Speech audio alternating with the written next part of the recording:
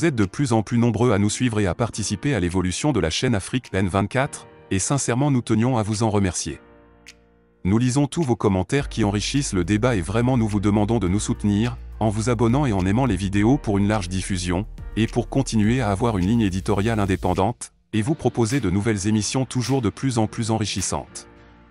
Encouragez et protégeons la communauté Afrique N24, en vous abonnant et en cliquant sur le pouce bleu j'aime sur les vidéos que vous visualisez. Ne restons pas passifs, soyons actifs. Merci et à bientôt. Le bulletin d'information de ce jour. Le Niger se retire de l'Organisation internationale de la francophonie, un acte souverain contre un instrument de domination française. Niamey, dans une décision historique qui marque un tournant géopolitique, le gouvernement nigérien a annoncé, lundi, son retrait de l'Organisation internationale de la francophonie, OIF. Dans une note officielle adressée aux missions diplomatiques à l'étranger, le ministère des Affaires étrangères nigérien a précisé: j'ai l'honneur de porter à votre connaissance que le gouvernement a décidé, souverainement, du retrait du Niger de l'Organisation internationale de la francophonie. Cette décision intervient dans un contexte de dégradation des relations entre Niamey et l'OIF, exacerbé par le coup d'État du 26 juillet 2023 contre le président Mohamed Bazoum. Depuis cet événement, l'adhésion du Niger à l'OIF s'est transformée en un rapport de force, où l'ancienne coopération est désormais perçue comme un moyen d'influence et de domination culturelle exercée par la France sur ses anciennes colonies. Une rupture nécessaire pour l'affirmation de la souveraineté. Au-delà des considérations diplomatiques, le Niger affirme son droit à la souveraineté en refusant de se soumettre à une institution que beaucoup considèrent aujourd'hui comme un outil de l'impérialisme culturel français. Selon plusieurs analystes, la francophonie, jadis créée pour promouvoir la langue et la culture française, est devenue le levier privilégié par Paris pour conserver une emprise sur les peuples africains. Le retrait nigérien s'inscrit ainsi dans une démarche de libération et de renforcement de l'autonomie nationale, rejetant une diplomatie d'influence qui ne serait plus en phase avec les aspirations des peuples du Sahel. Des relations de plus en plus tendues. L'OIF avait déjà suspendu le Niger de toutes ses instances en décembre dernier, une décision qui avait provoqué une réaction immédiate des autorités nigériennes avec l'annonce de la suspension de toute coopération. En ne justifiant pas officiellement les motifs de son retrait, le gouvernement du Niger laisse entendre que sa décision est le fruit d'une volonté de rompre avec des relations imposées et de retrouver une indépendance politique et culturelle totale. Vers une redéfinition des partenariats en Afrique. Ce geste fort, salué par de nombreux observateurs comme une revendication légitime de souveraineté, renvoie à une critique plus large de l'héritage colonial et de l'utilisation de la francophonie comme vecteur de domination. Pour le Niger, il s'agit de refuser un système dans lequel l'influence française est exercée au détriment de la véritable indépendance des nations africaines. Dans un monde où le pluralisme culturel et linguistique gagne du terrain, le retrait nigérien ouvre la voie à une redéfinition des partenariats et à la promotion d'une diplomatie basée sur le respect mutuel et l'autonomie des États. Présidentielle 2026 au Bénin, Patrice Talon réaffirme qu'il ne briguera pas un troisième mandat. Le président béninois Patrice Talon a mis fin aux spéculations sur une éventuelle candidature à un troisième mandat lors de l'élection présidentielle de 2026.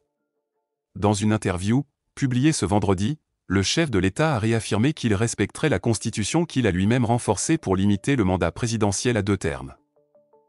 Un refus catégorique d'un troisième mandat. Dans son entretien, Patrice Talon a tenu à dissiper les rumeurs sur une potentielle reconduction en 2026. Une énième fois, je vous le redis, non, je ne serai pas candidat, a-t-il martelé. Le président béninois, arrivé au pouvoir en 2016 et réélu en 2021, devra quitter ses fonctions à l'issue de son second mandat. Il a rappelé avoir lui-même renforcé la Constitution afin de limiter à 2 le nombre de mandats présidentiels. Cette question m'agace. J'ai moi-même renforcé la Constitution pour stipuler que nul ne pourra exercer plus de 2 mandats dans sa vie, a-t-il déclaré. Patrice Talon a insisté sur la nécessité de respecter cet engagement constitutionnel, affirmant qu'il n'y aurait pas d'exception, y compris pour lui-même. Ce refus clair et net intervient dans un contexte politique marqué par des tensions internes, notamment après l'arrestation et la condamnation d'anciens proches collaborateurs du président. Une transition sous haute surveillance. Si Patrice Talon se retire de la course présidentielle, il n'en reste pas moins attentif à l'avenir politique du pays. Le président béninois a indiqué qu'il suivra de près le processus de transition et le choix de son successeur, afin de garantir la pérennité des réformes engagées durant ces 2 mandats. J'ai vécu l'épisode Olivier Bocco comme un drame, comme une tragédie intime, a-t-il confié, évoquant l'arrestation de son allié de longue date, Olivier Bocco, et de l'ancien ministre des Sports, Oswald Omeki. Les deux hommes ont été condamnés en janvier dernier à 20 ans de prison pour complot contre l'autorité de l'État. Cette affaire a ravivé les inquiétudes sur une possible instabilité politique à l'approche de la présidentielle de 2026. Talon s'est montré préoccupé par le risque de voir son successeur revenir sur les réformes structurelles mises en place sous son mandat. Le prochain président du Bénin sera mon président, celui de mon pays, de ma famille, de ma communauté et de tout ce qui m'est cher, a-t-il ajouté. Des relations tendues avec les voisins sahéliens. Au-delà des enjeux internes, Patrice Talon s'est également exprimé sur la situation sécuritaire dans la région du Sahel, pointant du doigt la dégradation des relations diplomatiques avec le Niger et le Burkina Faso. Le président béninois a dénoncé le manque de coopération de la part des autorités de ces deux pays, ce qui aurait favorisé la montée en puissance des groupes terroristes dans la région. Notre armée est confrontée à des groupes terroristes qui évoluent en toute liberté dans des sanctuaires désertés par les forces de défense et de sécurité du Niger et du Burkina Faso, a-t-il expliqué. Patrice Talon a également balayé les accusations selon lesquelles le Bénin hébergerait des bases militaires étrangères destinées à déstabiliser ses voisins. Ce type d'implantation, même tenue secrète, finissent toujours par être dévoilées. Il n'y a évidemment rien de tel sur le sol béninois, a-t-il martelé. Une reprise du dialogue diplomatique. Malgré ces tensions, un léger apaisement semble se profiler entre le Bénin et le Niger. La récente nomination du Gagonkan comme ambassadeur du Bénin à Niamey et la présentation des lettres de créance de Kadad Chaïbou, nouvel ambassadeur du Niger à Cotonou, témoignent d'une volonté de rétablir un dialogue diplomatique entre les deux pays. La stabilité régionale passe par une coopération renforcée entre les États du Sahel, a souligné Patrice Talon. Cap sur la présidentielle de 2026. Le Bénin organisera des élections municipales et législatives avant l'élection présidentielle prévue en 2026. Le dépôt des candidatures est programmé pour octobre 2025, soit 6 mois avant le scrutin. La question de la succession de Patrice Talon s'annonce comme un enjeu majeur de cette élection. Le président sortant a indiqué qu'il ne s'impliquerait pas directement dans le choix de son successeur, tout en veillant à ce que la stabilité politique du pays et les réformes entreprises sous son mandat soient préservées. L'histoire du Bénin ne s'arrêtera pas avec mon départ, a-t-il conclu. Crise de gouvernance à la CEDEAO. Les dérives d'Umaro Sissoco Embalo fragilisent l'institution. L'espace de la Communauté économique des États de l'Afrique de l'Ouest, CEDEAO, traverse une crise politique profonde, marquée par une instabilité chronique et une série de coups d'État militaires. En seulement 6 ans, 4 pays, le Mali, le Burkina Faso, le Niger et la Guinée ont basculé dans des régimes militaires, mettant en lumière les failles démocratiques et les contradictions internes de la CEDEAO. Dans ce contexte de turbulence, le président de la Guinée-Bissau, Umaro Sissoco Embalo, illustre à lui seul le malaise institutionnel qui frappe la région. Après avoir promis de ne pas briguer un 3e mandat, il a finalement annoncé sa candidature pour l'élection présidentielle de novembre 2025, suscitant une vague de critiques et relançant le débat sur la nécessité de limiter les mandats présidentiels dans la région. Une CEDEAO fragilisée par une série de coups d'État. Depuis 2020, la CEDEAO est confrontée à une montée en puissance des régimes militaires dans son espace géopolitique. Le Mali, 2020, la Guinée, 2021, le Burkina Faso, 2022, et le Niger, 2023, ont chacun été le théâtre de coups d'État ayant conduit à la chute de gouvernements civils. Ces putschs ont été vivement condamnés par la CEDEAO, qui a imposé des sanctions économiques et diplomatiques contre les régimes militaires concernés. Pourtant, ces mesures n'ont pas permis de stabiliser la région.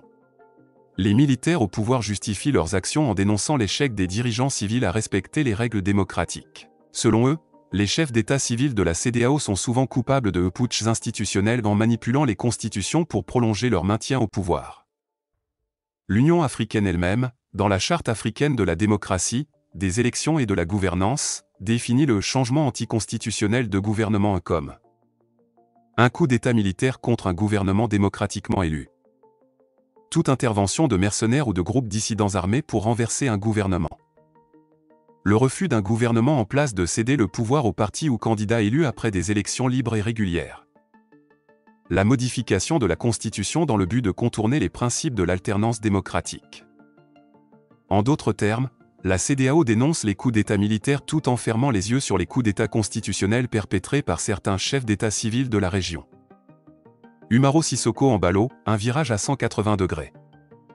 Le cas d'Umaro Sissoco Embalo illustre à lui seul cette hypocrisie institutionnelle. Le président de la Guinée-Bissau, élu en 2020, avait clairement annoncé le 11 septembre 2024 qu'il ne se présenterait pas pour un troisième mandat en 2025.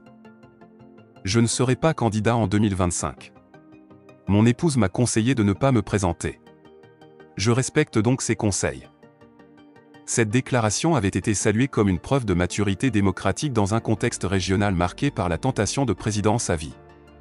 Pourtant, le 3 mars 2025, Umaro Sissoco Embalo a opéré un revirement spectaculaire en annonçant officiellement sa candidature pour l'élection présidentielle du 30 novembre 2025. Je serai candidat à l'élection présidentielle du 30 novembre. Ce rétropédalage a suscité une vague d'indignation au sein de l'opposition politique et de la société civile bissau-guinéenne, mais aussi au sein de la CEDEAO. Cette volte-face remet en cause la crédibilité du président et alimente les accusations de dérives autoritaires. Que s'est-il passé entre-temps? Les conseils de son épouse Dinisia Ress Embalo ont-ils changé? Ou Umaro Sissoco Embalo a-t-il cédé à la tentation du pouvoir, à l'image de nombreux dirigeants de la région? Une dérive inquiétante au sein de la CEDEAO. Le cas d'Umaro Sissoco Embalo met en lumière les failles du système institutionnel ouest-africain. La CEDEAO, initialement créée pour promouvoir l'intégration économique et politique dans la région, est devenue une structure au service des chefs d'État en place, souvent peu enclin à favoriser une véritable alternance démocratique. L'absence de limite claire sur le nombre de mandats présidentiels dans plusieurs pays de la région favorise ce type de dérive. Les dirigeants au pouvoir profitent des failles constitutionnelles pour prolonger leur règne, au détriment des principes démocratiques. En refusant d'adopter des mesures strictes pour encadrer la durée des mandats présidentiels, la CEDEAO encourage indirectement ces comportements rétrogrades. Les militaires, en prenant le pouvoir par la force, justifient souvent leurs actions en dénonçant ce système corrompu et bloqué.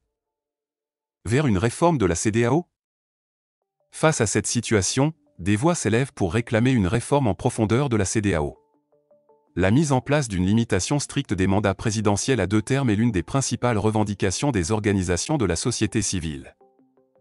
Une telle mesure permettrait de renforcer la stabilité politique en favorisant une alternance régulière, de restaurer la confiance dans les institutions démocratiques, de mettre fin à la tentation de s'accrocher au pouvoir, d'affaiblir les justifications des régimes militaires sur la corruption des élites civiles. L'adoption d'un tel cadre juridique mettrait également la CEDEAO en conformité avec les principes définis par la Charte africaine de la démocratie, des élections et de la gouvernance. Une responsabilité collective. L'avenir démocratique de l'Afrique de l'Ouest repose désormais sur la capacité de la CEDEAO à prendre ses responsabilités. Si l'organisation continue de tolérer les manipulations constitutionnelles de certains chefs d'État, elle perdra définitivement sa légitimité auprès des peuples ouest-africains. Les citoyens de la région, en particulier la jeunesse africaine, doivent jouer un rôle clé dans ce processus. Une mobilisation citoyenne et un contrôle démocratique accru sont nécessaires pour contraindre les dirigeants à respecter les principes de l'alternance politique. Le cas Umaro Sissoco Embalo n'est pas seulement un échec personnel, c'est le symbole d'un système institutionnel à bout de souffle qui nécessite une refonte complète. La CEDEAO est à la croisée des chemins. Soit elle s'engage résolument en faveur de la démocratie, soit elle devient le symbole de l'immobilisme politique et du recul démocratique en Afrique de l'Ouest. Paul Kagame accuse la Belgique de pression pour des sanctions internationales contre le Rwanda. Kigali, le président rwandais Paul Kagame a vivement dénoncé la Belgique, l'accusant de faire pression sur la communauté internationale pour imposer des sanctions contre le Rwanda, en lien avec le conflit en cours dans l'Est de la République démocratique du Congo, RDC. Lors d'un rassemblement à Kigali, Kagame a fustigé l'attitude de la Belgique, ancienne puissance coloniale, qu'il accuse de chercher à affaiblir le Rwanda par des manœuvres diplomatiques. Ce que vous voyez chaque jour, les accusations qu'il nous lance, en Kinyarwanda, nous appelons cela Gukoronga, des insultes et des attaques constantes, a déclaré le président rwandais devant une foule acquise à sa cause. Ils veulent mobiliser le monde contre nous. Paul Kagame a reproché à Bruxelles de se rapprocher du gouvernement de Kinshasa pour exercer une pression internationale accrue sur Kigali. Les Belges vont à Kinshasa, pointent du doigt le Rwanda et disent qu'ils vont nous imposer des sanctions et mobiliser le monde contre nous. Ils n'ont aucune honte. Mobiliser le monde contre le Rwanda, un si petit pays? Ils devraient nous laisser tranquilles, a-t-il martelé. Le président rwandais a également ravivé les blessures de l'histoire coloniale, rappelant que la Belgique avait amputé une grande partie du territoire rwandais au profit du Congo à l'époque coloniale. Aujourd'hui, notre territoire est à peine aussi grand que la Belgique, a-t-il ajouté, insinuant une responsabilité historique de la Belgique dans le tracé des frontières actuelles. Un contexte de tensions diplomatiques croissantes. Les tensions entre le Rwanda et la Belgique ne datent pas d'hier. En 2023, Bruxelles avait refusé de reconnaître Vincent Karega comme ambassadeur du Rwanda, une décision qualifiée de regrettable par Kigali. La situation s'est encore tendue après que l'Allemagne, le Royaume-Uni et les États-Unis ont imposé des sanctions contre le Rwanda en raison de son implication dans le soutien aux rebelles du M23. Kigali nie cependant tout soutien à ce groupe armé, qui a intensifié ses attaques dans l'est de la RDC depuis décembre dernier. Les rebelles du M23 ont récemment pris le contrôle de Nyabiondo, à 110 km au nord-ouest de Goma, après plusieurs jours d'affrontements avec l'armée congolaise et la milice pro-gouvernementale Wazalando. La semaine dernière, la ville de Kachebert, dans la province du Nord Kivu, est également tombée sous leur contrôle. Des négociations sous tension. Alors que les combats se poursuivent dans l'est du Congo, des pourparlers de paix sont prévus mardi en Angola, sous la médiation du président angolais João Lourenço. Kinshasa accuse le Rwanda de soutenir le M23 dans sa campagne militaire, une accusation que Kigali rejette fermement. Selon les autorités congolaises, le conflit a déjà fait plus de 7000 morts depuis janvier. La pression diplomatique internationale s'intensifie donc sur Kigali, alors que Paul Kagame défend vigoureusement la position de son pays face à une crise régionale de plus en plus complexe. Vous êtes de plus en plus nombreux à nous suivre sur Afrique N24, et vraiment nous tenions à vous en remercier. Nous lisons tous vos commentaires qui enrichissent le débat et vraiment nous vous demandons de nous soutenir pour continuer à avoir cette ligne éditoriale indépendante, et vous proposer des émissions toujours de plus en plus enrichissantes. Merci et à bientôt. Likez la vidéo si ce n'est pas déjà fait. Laissez aussi votre point de vue en commentaire. Abonnez-vous et cliquez aussi sur la petite cloche de notification pour ne rien rater de nos prochaines vidéos. N'oubliez pas de partager aussi la vidéo et de la liker.